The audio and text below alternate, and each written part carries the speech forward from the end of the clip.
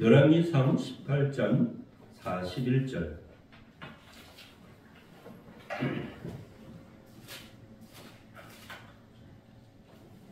열왕기상 18장입니다.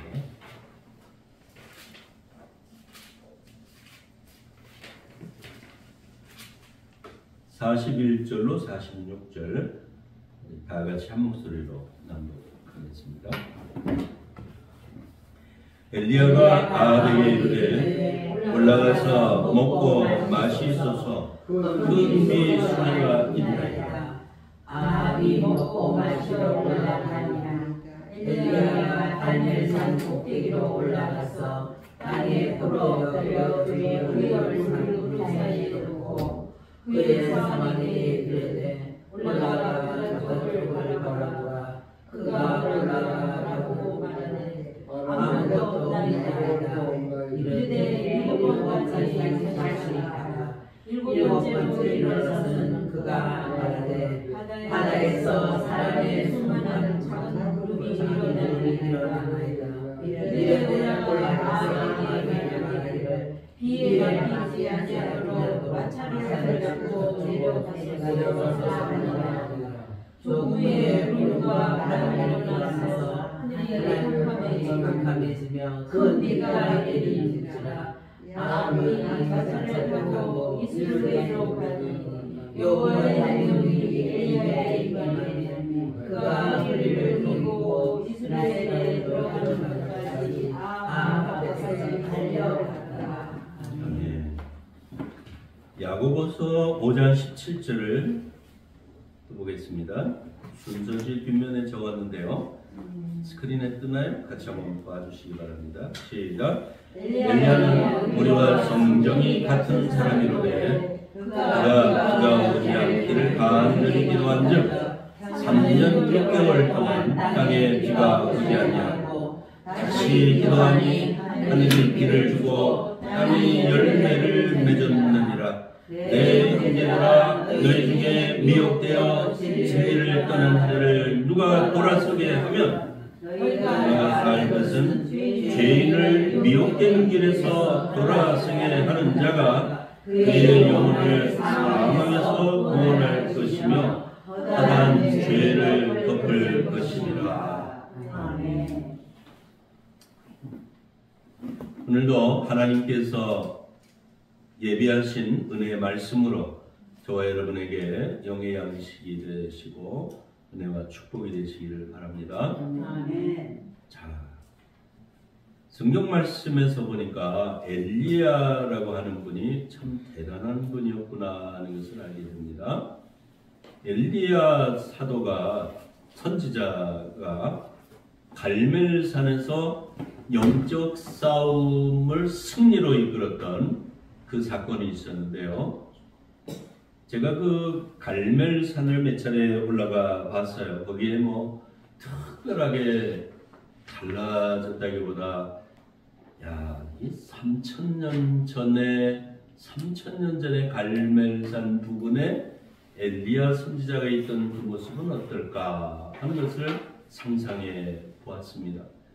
굉장히 문명화가 됐다고 하지만 아직도 형편없는 시골이었으니까 말씀이에요. 3,000년 전의 모습이 어땠을까? 거기에 엘리야 선지자의 석상을 대리석으로 만든 석상을 산 정상에 세워놓고요. 그 지역의 사람들이 이제 산꼭대기에 올라가서 그 엘리야 선지자가 회리바람을 타고 하늘에 올라가신 그분 아니겠어요? 근데 바알의 선지자들 450명하고 아세라 선지자, 그 우상 숭배하는 선지자들 400명 합해서 850명을 상대로 네가 섬기는 신이 참신인지 내가 섬기는 신이 참신인지 한번 내게 해보자 하는 시험을 형서 싸움을, 영적 싸움을 했던 것이죠. 여러분 성경을 아시는 바와 같이 바알 신과 아세라 신은 비를 내리고 농사를 풍요롭게 하는 그런 지신과 우신이에요. 농사 짓는 신이란 말이죠. 비 내리는 신이에요. 그러니까 농사 짓는 이스라엘 평원에서 단지 전부 유대 광야로 농사 지을 수가 없는 땅인데, 유대 광야가 전부 사막지대 아닙니까? 근데 갈릴리 호수 쪽으로 가까이 나사렛 지경에만 이렇게 나무도 있고 풀도 있고 농사 지을 수 있는, 요단강을 끌어다 농사 짓는 이스라엘 평원이라고 하는데, 여기가 곡창지대예요. 거기서 농사 져가지고 이스라엘 백성이 다 먹고 살 정도가 되는 그 땅입니다. 거기에서 3년 동안이나 비가 오지 않을 거라고 하는 하나님의 계시를 이 엘리야 선지자가 왕에게 가서 말을 했습니다.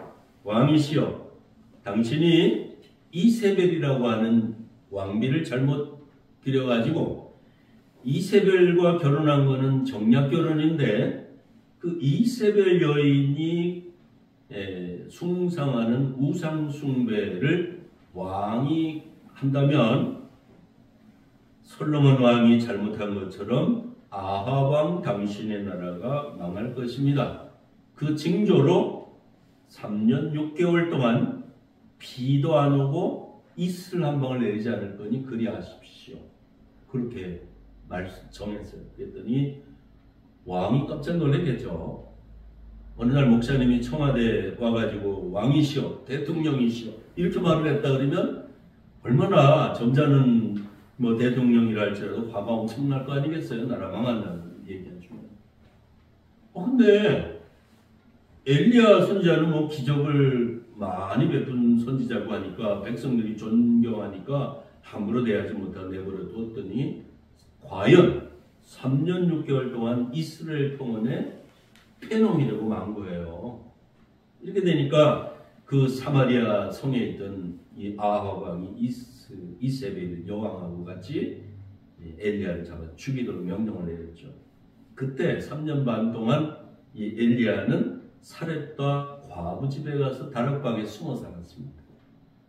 야, 그 기억하시죠? 3년 반 동안 먹을 게 없는데 가루통에 가루가 마르지 아니하고 기름병에 기름이 마르지 아니하고 빵을 만들어 가지고 엘리야를 대접하고 엘리야를 대접한 공로로 하나님은 그 사렙다 지역에 사는 과부 집에 하나님이 식량을 공급해 주셨던 경험을 생각하시기 바랍니다. 3년 반이 지났을 때 하나님이 다시 엘리야에게 말합니다. 왕에게 가서 이제 비를 내릴 거니까 그리 알도록 얘기를 해라. 야, 엘리야 선지자가 이제 미움들이 참 빗배겠잖아요. 가뭄 탓이 누구 때문이에요? 엘리야 선지자가 예언을 했는데 저주였기 때문이라고 말을 뒤집어 버리니까 예언인지 저주인지, 그렇죠? 고생을 하니까 화가 났어요. 근데 엘리야를 핍박을 하니까 엘리야가 그러면은 바알신을 섬기는 우상을 숭배하는 선지자를 다 보여. 갈멜산 꼭대기와 사람들이 다 볼 수 있는 그 산이라고 그래야 남산보다도 낮아요. 오비손만큼이나 높을까? 저보다 좀 높을까? 그런 작은 산인데 거기에 850명의 우상 숭배자들의 제사장들이 잔뜩 모여드린 것입니다. 장작더미를 탁 쌓아놓고 하늘에 기도해봐라. 너네 바알신과 아세라 여신에게 빌어라. 그러면 하늘에서 불로 응답하는 이가 참신이라고 믿겠노라.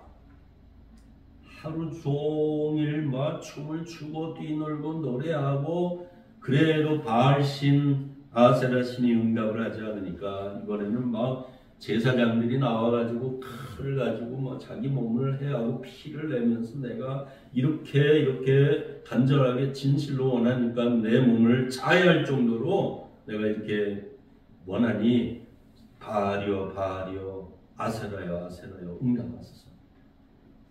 소고기도 바치고 장작더미 위에 불로 임하라 그랬는데 전혀 임하지 않았습니다. 저녁나절이 됐습니다. 야, 너네 신이 낮잠을 자는지 여행을 갔는지 왜 대답이 없느냐? 막 조롱을 했어요, 엘리야가. 그랬더니 그 바알이나 아세라 이 우상 숭배자들이 뭐 극도의 뭐 화가 나고 야단이 났죠. 이스라엘 백성들이 삥 둘러서서 그 광경을 지켜보고 있습니다. 해질 무렵이라 했을 때 엘리야 선지자가 여호와 편의 선자는 이리로 나오라 그랬습니다. 야, 바알 신과 아세라 신을 섬기는 사람들이 우리 대한민국의 이승만 박사가 나라를 세울 때 박헌영이 내민 종이에 공산당 가입에 서명한 사람이 73%나 된다고 그러죠. 대한민국이 공산화되지 않은 게 이상한 거예요. 김일성이 그걸 믿고 남침을 했다는 거 아닙니까? 세상에. 지금 어떤지 모르겠어요. 공산당 가입한 사람이 딱이 드러나진 않았다 할지라도 공산당을 지지하는 사람들이 아직 우리나라에 그 73% 서명한 사람들의 후손들과 그 간첩들이 활약을 한다면 끔찍하지 않아요? 여호와 편의 선자는 이리로 와라 했더니 스물스물 숨어있던 사람이 몇 명이 나왔어요. 자, 제단을 다시 쌓아라. 제단을 다 무너진 제단을 돌멩이 벽돌 갖다 다시 쌓았다. 제단을 다시 쌓고 그 위에 장작더미를 올려놓고 하나님 앞에 제물을 바치는 새로운 신앙의 갱신을 이루어놨다고 말이죠. 여러분, 무너진 기도의 제단을 다시 쌓을 수 있는 결심이 이 자리에서 일어날 수 있기를 바랍니다. 내가 세상 물정에 관심이 많았든지 세상 오락에 나의 정신을 팔렸든지 물질과 나의 명예와 장수와 무엇 세대에 내가 정신을 다 빼앗기고 살았든지 간에 다 던져버리고요. 내가 이제는 하나님 앞에 무너진 제단을 새로 쌓아야 되겠다고 하는 하나님의 기도 제단을 다시 정성껏 쌓는 거예요.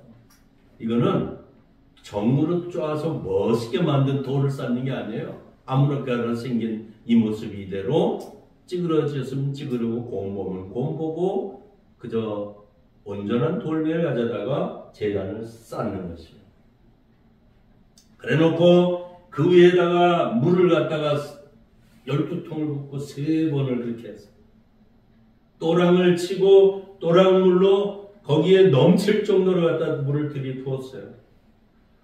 와, 이게 뭐 물이 없는데 어디서 그 물을 퍼왔느냐 했더니 바닷물을 퍼왔을 거라는 말도 하고, 그냥 불을 내리면 햇빛이 뜨거워가지고 저절로 말라가지고 산불 나듯이 불났다고 생각할지 모르니까 물로 다 적셔놔라. 또랑물에 철철 넘칠도록 제단에 물을 뿌려놓고 그렇게 하고 엘리야가 기도를 합니다.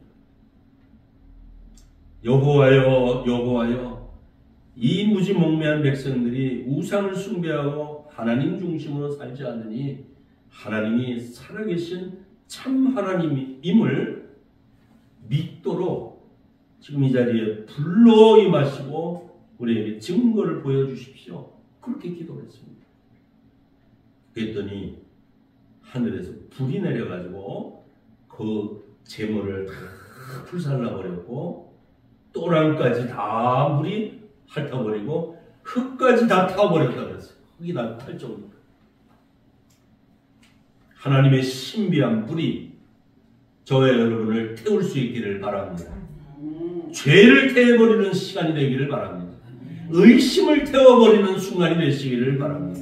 원망과 불평과 나쁜 생각들, 잘못된 기억들이 다 사라지고 불로 태워지고 하나님의 능력으로 세워졌을 때 거기에서 살아계신 하나님이시다 하는 사실을 보고 저 거짓 선지자들을 잡아라 하니까 거기에 모였던 분노한 백성들이 거짓 선지자들을 잡아가지고 그리 시내가 쪽으로 끌고 내려가서 하루에 850명을 처단해버렸대요.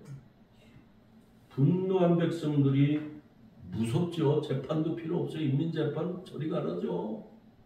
내가 보았단 말이지. 현장을 목격.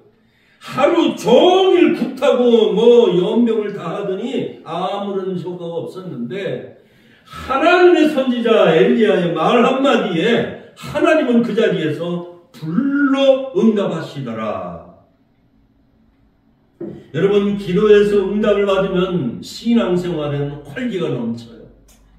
하루 종일 뭐 기도를 하고 하루 종일 뛰놀고 찬송을 부르고 자기 기분 전환을 했는지 몰라. 나중에는 조롱을 받으면서도 믿음을 가지고 있는데 거짓 선지자들도 잘못된 신앙이지만 믿음이 있었다는 거예요. 자기의 습관이 옳은 줄 알았다 이거예요. 그러나 성경에 비추어 보니 잘못된 걸 알았고, 영적으로 보니 사단에게 속은 줄 알았고, 사람을 유익하게 하는 것, 그것이 종교의 목적은 아닙니다. 제사장을 밥 먹이기 위해서 교회가 있는 것은 아닙니다. 영적 싸움의 진정한 승리자가 되셔서 우리와 성정이 똑같은 엘리야인데, 엘리야가 간절히 기도했던 하나님이 하늘문을 3년 반을 닫으셨어요.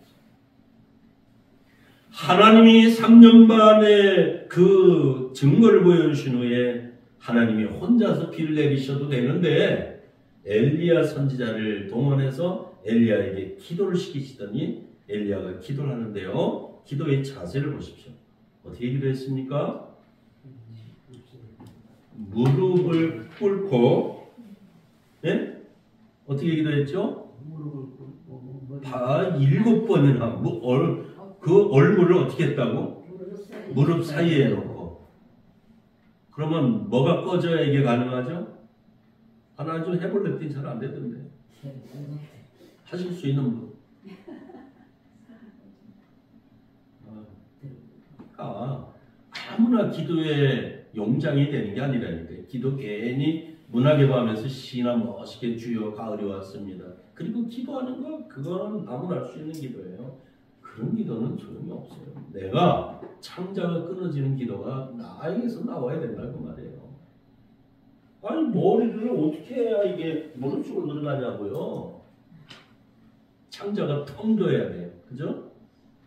금식하면서 죽으면 죽으리라는 이 엘리야의 기도가 이스라엘을 영적으로 정화시킨 줄로 믿습니다. 이 기도를 했더니 엘리야는 굉장히 믿음이 좋으신 거예요. 야, 서쪽 하늘 좀 봐라. 그 사환이 제자가 아무것도 없는데요. 또 기도하고 다시 봐라. 몇 번을 그랬어요? 7번이나. 7번이나 바다 쪽을 바라보라. 산꼭대기에서 바다 쪽을 보니까 이스라엘 지중해 쪽을 바라본 거겠죠. 7번 기도하고 났는데 조그마한 손바닥만한 구름이 하나 보이는데요. 얼큰이 됐다. 이제 왕에게 가자. 가서 아합 왕이시여, 하나님이 비를 주신다고 했는데 그리 살아계신 하나님을 믿으시고 회개하고 우상 숭배를 버리고 하나님께 돌아오시기 바랍니다. 기도해서 한번 좀 나 기도응답 받았어 이거 말하고 목사님 나 이거 기도응답 받았어 하고 간증하는 교인이 자꾸 늘어났으면 목사님도 정말 신날 것 같아요. 다 나는 못해요 이러지 말고요. 간단한 기도부터 응답받을 수 있는 거 한번 해보세요. 미국에서 어느 그 시골 법원에서 재판이 붙었대요. 술집 주인이 교회하고 목사님을 상대로 손해배상을 청구했어요. 무슨 일인가 했더니 목사님이 너무 보수적이고 말이야. 술 먹지 말아라, 술집 망해라 그리고 설교하고 기도했기 때문에 결국 그냥 우리 술집이 망했다면서 술집 매상이 떨어진 거 술집이 망했다 그러면서 교회를 상대로 목사님을 상대로 고소했대요. 근데 더 재밌는 건요. 법정에 나간 목사님이 재판장 앞에 있을 수 없는 일입니다. 우리가 기도했다고 술집이 망합니까? 자기가 경영을 잘못해서 망한 거지. 그리고서 싸우더라는 거예요. 둘 다 웃기는 거잖아요. 그죠? 목사님 때문에 술집 망했다는 사람이나 아니 기도하면 응답받는다고 설교한 목사님이 우리가 기도했다고 술집 망했으면 할렐루야 해야지. 내가 집을 팔아서라도 이야 내가 기도 응답받았으니 감사하다.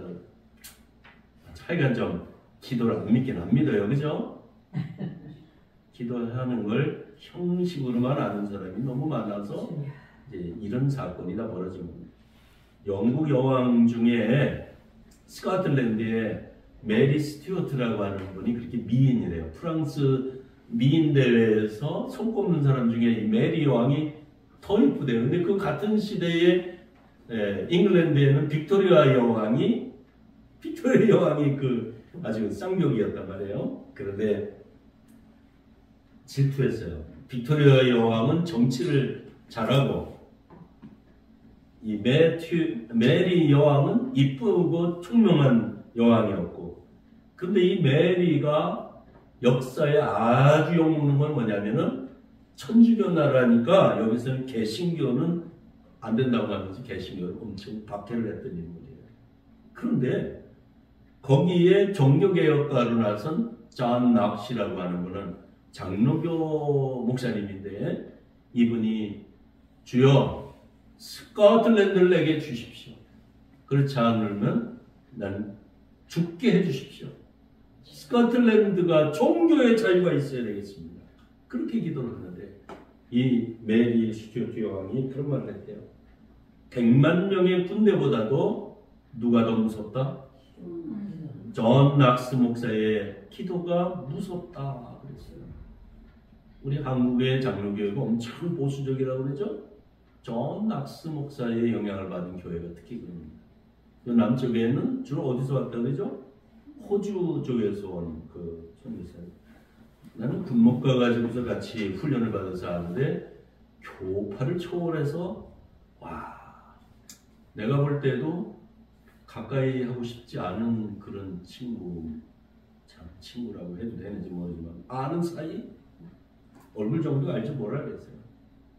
정말 영적으로 성경 중심으로 기도해서 하나님 앞에 진정한 자유를 누리고 하나님 앞에서 100만 명이 두려워하는 기도의 용사들이 되었으면 참 좋겠어요.